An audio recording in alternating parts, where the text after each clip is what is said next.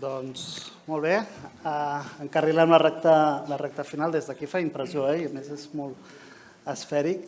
Jo aprofito el poder que em dona el micròfon per fer un capítol d'agraïments, i agraïments a la Fundació Telefònica amb qui hem treballat molt bé per preparar aquest congrés, però també a la gent que no es veu al darrere. I volia, doncs, al Lluís, a la Sílvia, no sé on esteu, agrair-vos la vostra tasca, i al meu equip tècnic, com a director, agrair a l'Adrià, Adrià, gràcies infinites, la Carlota i la resta d'equip que ho ha fet possible. Però també agrair, i em sembla que no ho hem fet al llarg del congrés, a una figura imprescindible perquè funcioni bé aquest congrés, que és l'Elisabet i la seva conducció, que us demano un fort aplaudiment per tot el...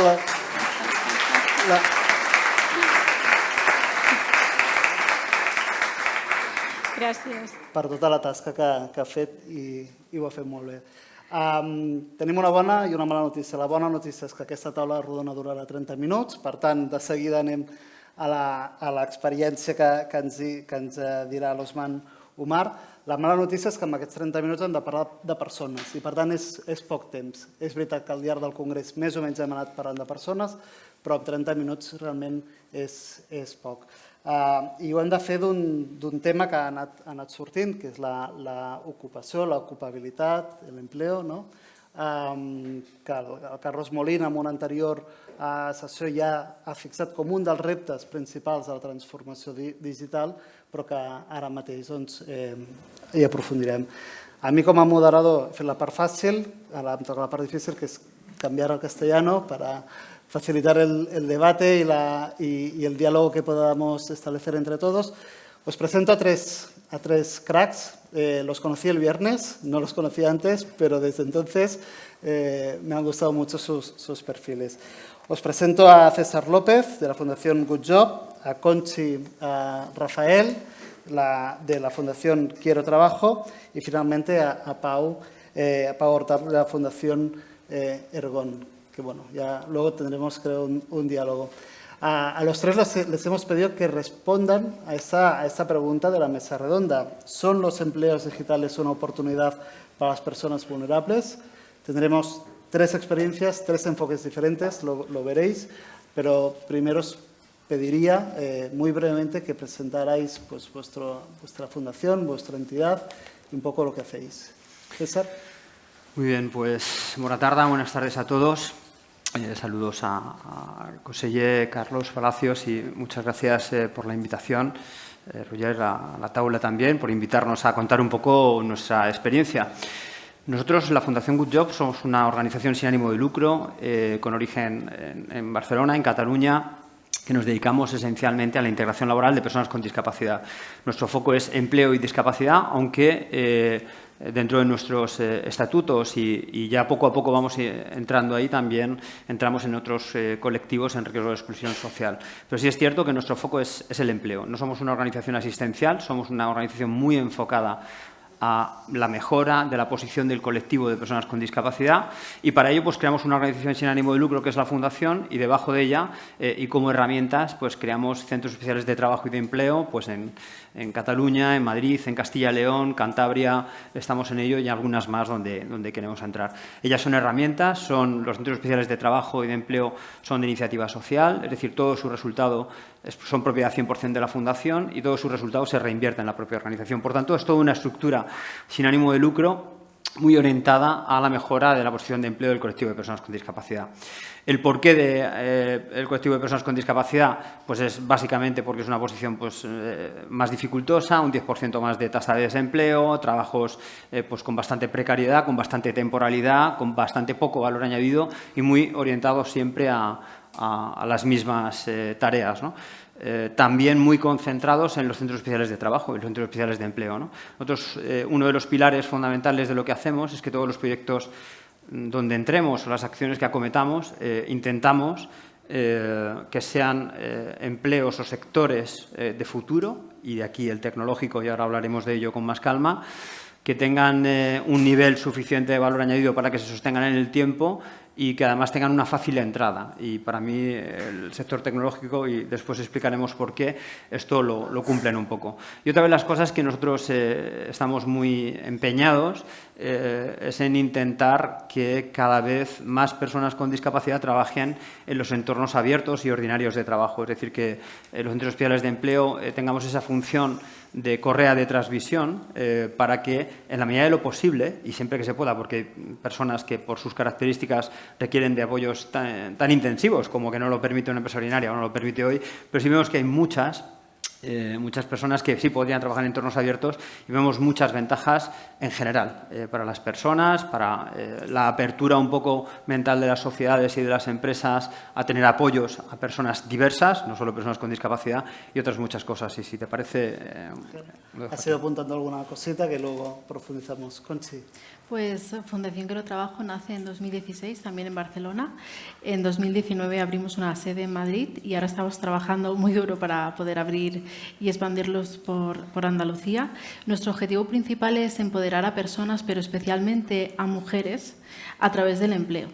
Y lo hacemos, sobre todo, para nosotras es muy importante trabajar en red con muchísimas entidades sociales con las que colaboramos día a día. Nos llegan mujeres que han pasado por un proceso de preparación para lograr un empleo, que ya tienen una entrevista, tienen cita, día y hora para tener una entrevista, y nosotras lo que hacemos a través de nuestro servicio de preparación individual es prepararlas para que puedan superar la entrevista.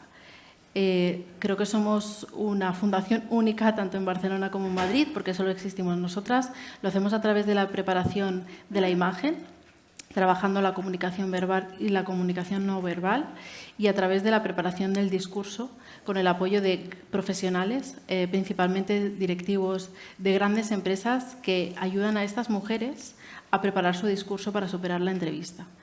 8 de cada 10 mujeres que vienen a nuestro servicio de preparación individual superan sus entrevistas y logran el empleo, con lo que conlleva para una de estas mujeres, no solo para ella, sino para todo lo que su familia y las personas a las que tiene alrededor, el tener un empleo.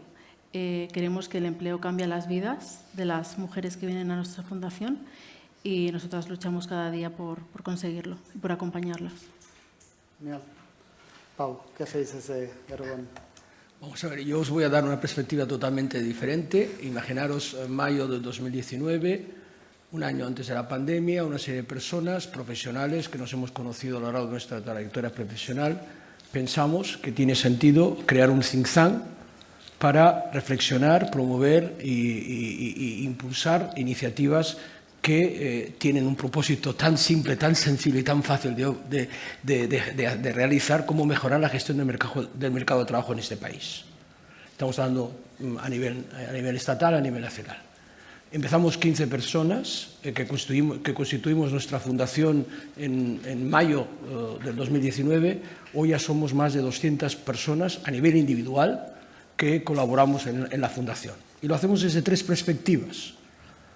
La independencia, a nadie se le pregunta qué piensa, cuál es su ideología, entre otras cosas porque os puedo jurar, por mi experiencia profesional y por la experiencia que he tenido en estos 4 años de fundación, que en el 80% del diagnóstico sobre lo que hay que hacer en materia de mercado de trabajo en este país hay un consenso amplísimo, amplísimo, y recientemente he escrito en mi blog un análisis de las propuestas políticas en materia de mercado de trabajo, en materia laboral de los 2 grandes partidos políticos, y os sorprendería, no creo que os sorprenda que os diga que no hay grandes diferencias. Por tanto, independencia.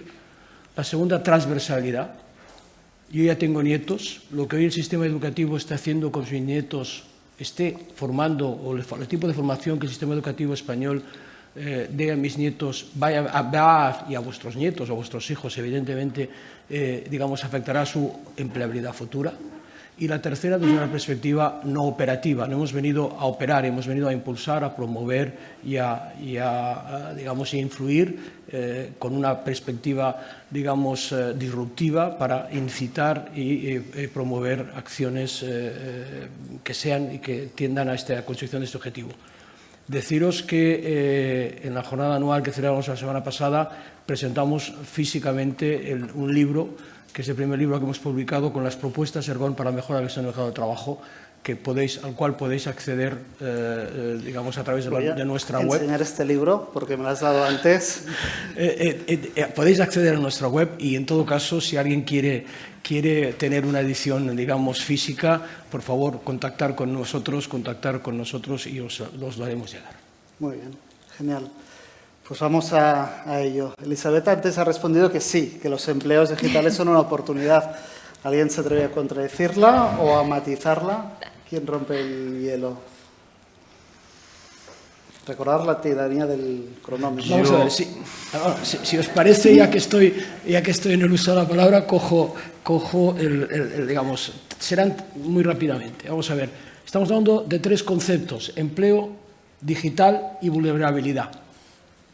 Yo os quiero poner aquí unos datos, algunos me los ha pisado Elisabeth, pero y tres preguntas. Y quizás en ese sentido le voy a quitar la palabra, le voy a quitar el protagonismo a Roger, pero está previamente pactado, ¿vale? Empleo. Vamos a ver. Nuestra tasa de ocupación entre los 16 y los 64 años es del 51%. Es decir, entre ocupados y desempleados que buscan empleo, tenemos al 49% de la población entre 16 y 65 años que no están metidos en el mercado de trabajo. Deciros que la tasa de ocupación europea ronda el 75% y que hay casi 24 puntos de diferencia entre la tasa de ocupación española respecto a la tasa de ocupación europea. Y esos datos no me los he inventado yo. Los datos son del Instituto Nacional de Estadística. Luego las preguntas, en todo caso, las dejamos para después. Digital. En el 2020 había un 8% de empleos digitales en este país. Esto afectaba a 1,6 millones de personas. Este dato está sacado de ChatGPT. En el 2021, digamos, el informe que ha desarrollado Telefónica, ese informe que tenemos sobre transformación digital de Telefónica, dice que el 22% de los empleos de las ofertas de empleo que se están generando en el año 2022 en este país tenían un componente digital. Y en el 2030, McKinsey, por tanto, fijaros un poco los componentes, digamos, sólidos de análisis, dice que aproximadamente 5 millones de empleos de nuestro país van a ser, o van a perderse, o van a modificarse radicalmente como consecuencia del impacto digital. Y la tercera, vulnerabilidad. Vamos a ver, os voy a dar dos datos muy rápidos. Tenemos 20,6 millones de empleados en este país.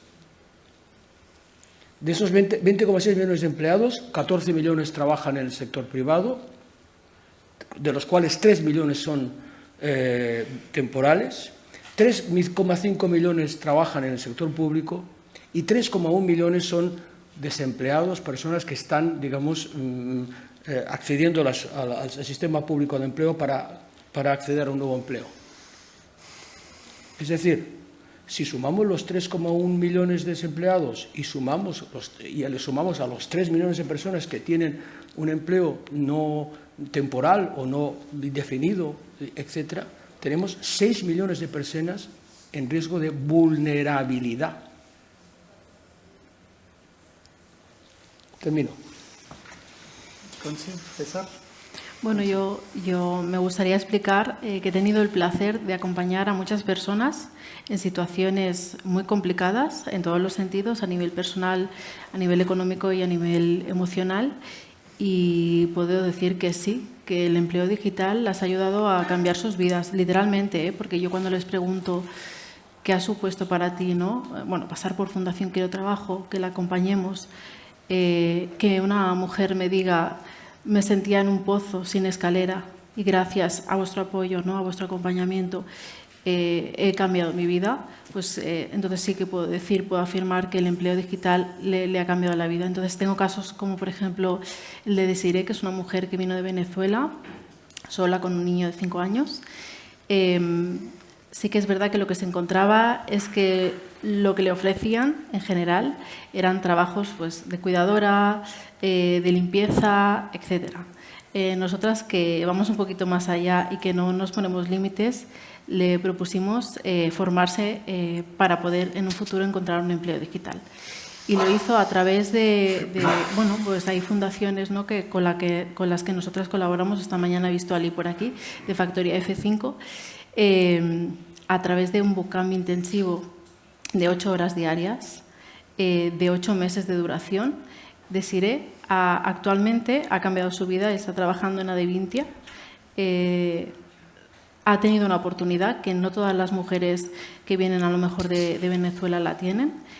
Aquí sí que es muy importante que cuando llegan aquí, las personas que la reciban no miren únicamente las posibilidades que pueden tener en el mercado laboral, sino que vayan más allá y que vean esas competencias que muchas de las mujeres que vienen a la Fundación tienen. No nos vamos a limitar por lo que ponga en el currículum, no nos vamos a limitar porque no puedan homologar su formación, la formación que hicieron en su país, sino que vamos a hablar un poco de las competencias. Y es fundamental que las orientadoras, los orientadores que se encuentran estén abiertos a que estas mujeres se puedan formar en un empleo digital. Y también es fundamental y muy importante, y es algo que hemos tenido nosotras la oportunidad de ver, es que las empresas les abran sus puertas, que quizá no tienen una titulación, una licenciatura en una ingeniería, pero que tienen competencias increíbles y que les den la oportunidad de seguir aprendiendo día a día. Entonces, creo que el empleo digital les puede cambiar la vida, pero que nosotras también tenemos que apoyarlas para que lo puedan conseguir. Muy bien, Conchi. César, ¿quieres apuntar? Sí, yo reforzaría un poco los argumentos que se están comentando, ¿no? Es clarísimo que la digitalización, la época digital en la que estamos viviendo, es una oportunidad de empleo una oportunidad de empleo, yo creo, en general, ¿no? Yo diría que lo es hemos hablado de estadísticas, lo hablaba Pau, hay estadísticas claras y son ciertas. Yo puedo corroborarlo en la práctica de las empresas y las empresas tecnológicas con las que trabajamos, pero yo diría, por un lado, hay un montón de empresas tecnológicas que requieren personal que no cubren y en los próximos años va a seguir siendo así. Por otro lado, hay un montón de empleos que están cambiando y están adoptando una base digital mayor. Por tanto, personas que no se dedicaban a temas digitales van a tener una base de sus tareas con un componente digital muy fuerte y es una oportunidad porque no tiene por qué haber una barrera de entrada para eso y eso lo podremos explicar ahora. Y luego, desde un punto de vista también de discapacidad, diría, antes que la discapacidad, diría que la tecnología también nos brinda una oportunidad de transformación de los puestos de trabajo, ¿no? Nosotros constantemente vemos como gente muy cualificada deja de hacer tareas que puede hacer una persona junior con menos cualificación para dedicarse a tareas de mayor valor en el ámbito de la tecnología y, por tanto, permitir que personas sin una capacitación de 4 años, con una capacitación mucho más breve, puedan entrar en esa base de la pirámide, en esas tareas junior, con un entrenamiento, y es algo parecido a lo que nosotros hacemos y de esa manera optimizar el trabajo de otras personas que pueden avanzar o hacer tareas de mayor valor a corto y estas personas tienen un trabajo que antes ni se imaginaban que podían tener, ¿no? Y luego hay una última variable que también antes hablábamos de la vulnerabilidad. Yo voy a poner el acento en la discapacidad en este caso, ¿no? Pero es extensible a otros colectivos, como también diré. La tecnología brinda oportunidades de trabajo a personas que tienen cuyas características le impedían abordar una serie de trabajos y la tecnología les aporta que los puedan abordar, porque elimina determinadas barreras en la práctica y hay profesiones que antes no iban a poder acceder y pueden acceder. Por tanto, con esas 3 variables, la respuesta es radicalmente sí, yo diría, ¿no? En nuestro caso, nos basamos mucho en esto. Nosotros empezamos o nos apalancamos mucho en el sector tecnológico porque empezamos a hacer certificados de profesionalidad de seguridad de la información, pero tardábamos mucho en emplear a poca gente y al final aceleramos, creamos un programa acelerado que es un entrenamiento donde personas con discapacidad sin experiencia previa y sin conocimientos técnicos previos, después de 8 semanas de entrenamiento para trabajar y salir como profesionales junior en un puesto de trabajo, son contratados o presentados a empresas por parte de la Fundación y contratados por la Fundación durante un año y mediante empleo con apoyo, muy similar a lo que está describiendo Conchi, mediante empleo con apoyo, durante un año está pactado con la empresa que entre ellos y nosotros vamos a resolver todo aquello que pueda amenazar el puesto de trabajo, considerando que son profesionales junior, y transcurrido ese año tienen el compromiso de pasar a la plantilla de la empresa con un contrato indefinido. Entonces, para eso utilizamos nosotros los centros especiales de trabajo y de empleo. Para nosotros el acompañamiento es fundamental. Fundamental es, sin el acompañamiento, esto se rompe. La Fundación es un denominador común para que todos los intervinientes, que son las propias personas participantes, las empresas que los contratan, las administraciones públicas que apoyan los proyectos, etcétera. Nosotros creo que somos el denominador común un poco de todo eso, pero al final todo el mundo está mirando al mismo objetivo y no es un objetivo de responsabilidad social, es un objetivo de que esa persona tiene que terminar trabajando de forma solvente en ese puesto de trabajo, ¿no? Y cuando eso se produce así, eso al final funciona. En nuestra experiencia es así. Entonces, la tecnología actúa de acelerador de todo esto que acabo de explicar, por el contexto, por las herramientas que produce, etcétera, ¿no? Entonces, yo, vamos, para mí es totalmente contundente. De momento sí, creo que la respuesta es sí. Te cojo esto último que decías. ¿Qué claves, qué lecciones, qué aprendizaje les podemos dar al resto de entidades del tercer sector también presentes para favorecer esa visión digital de la ocupabilidad, que entren también ocupaciones del ámbito digital en sus entidades? ¿Qué aprendizajes, qué errores tenemos que evitar? Pau, pues tú mismo, César. Sí, no sé.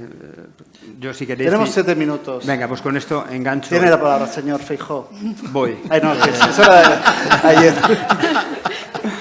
Voy. Pues yo diría que hay una que es muy clara, o para mí es muy interesante, y es las empresas no son un entorno inhóspito, no es un entorno que no se pueda entender. Nosotros, cuando llegas a las personas que están en las empresas, es muy fácil, o es mucho más fácil de lo que parece. Por tanto, yo animaría a las organizaciones que trabajen muy cerca de las empresas y que trabajen muy cerca de las administraciones públicas. Es decir, ese papel o ese rol de hacernos entender con todos ellos para conseguir ese objetivo, bajo nuestro punto de vista es mucho más fácil de lo que parece. Entonces, mi recomendación es que se pierda todo el miedo a eso y que se hable con franqueza y con frontalidad de lo que se quiere pretender y se acuerden planes, cada organización a su manera, con cada una de las empresas y poco más.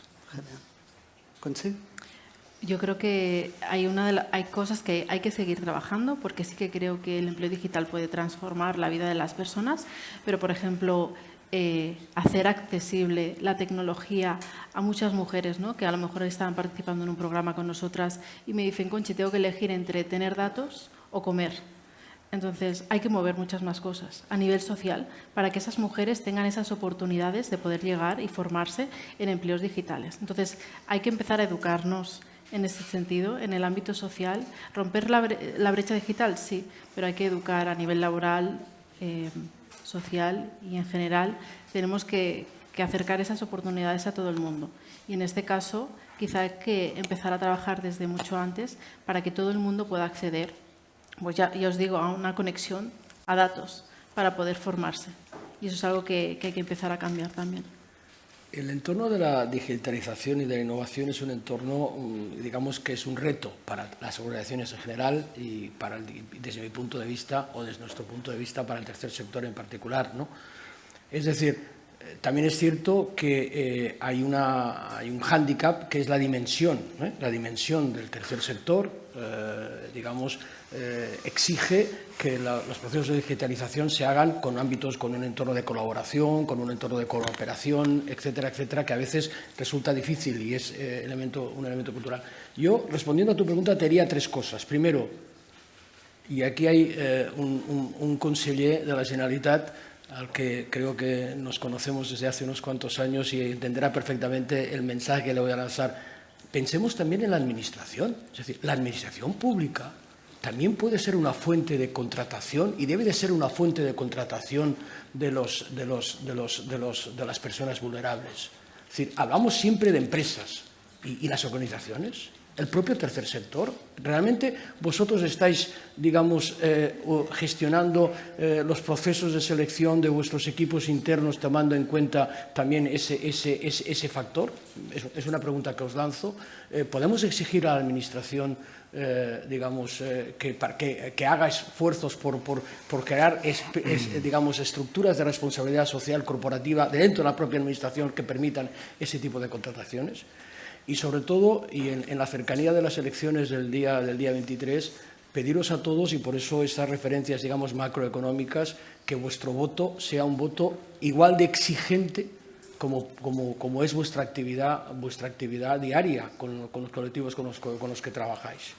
Y como probablemente ya no voy a tener tiempo de volver a intervenir, invitaros a todos a participar y a colaborar en nuestro proyecto. Todos vosotros podéis ser miembros de la Fundación Ergon, no necesitáis absolutamente nada más que la voluntad de querer participar y el interés por generar, digamos, y por crecer y por mejorar la gestión del mercado de trabajo en este país. Y perdona este punto de... Pau, ¿qué pregunta le podríamos hacer a Conchi y a César que puedan responder en un minuto? ¿Qué pregunta le podríamos hacer? Es decir, ¿qué pueden hacer ellos dentro de sus organizaciones para, digamos, expandir su proyecto y que su proyecto genere y que su proyecto tenga más impacto dentro de lo que es el entorno en los cuales vosotros trabajáis? Uno, discapacidad, y otro, digamos, trabajáis con vulnerabilidad, pero en otros entornos. Y gracias por darme la palabra para poder hacer una pregunta. En un minuto.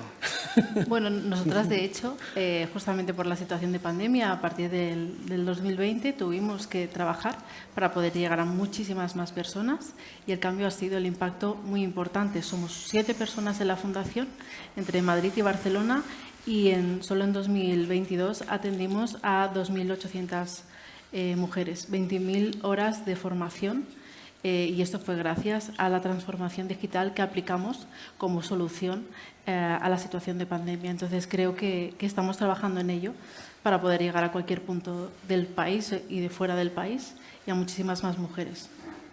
Muy bien. César.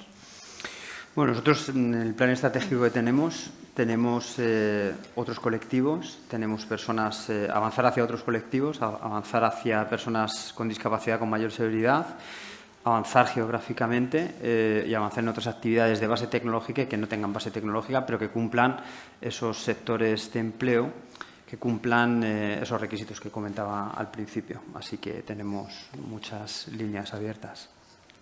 Muy bien. Pues a los tres os agradecemos la brevedad.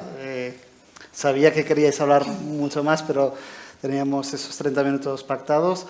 Han salido cuestiones muy interesantes. Os invito también a seguir sus fundaciones porque realmente hacen cosas muy, muy interesantes.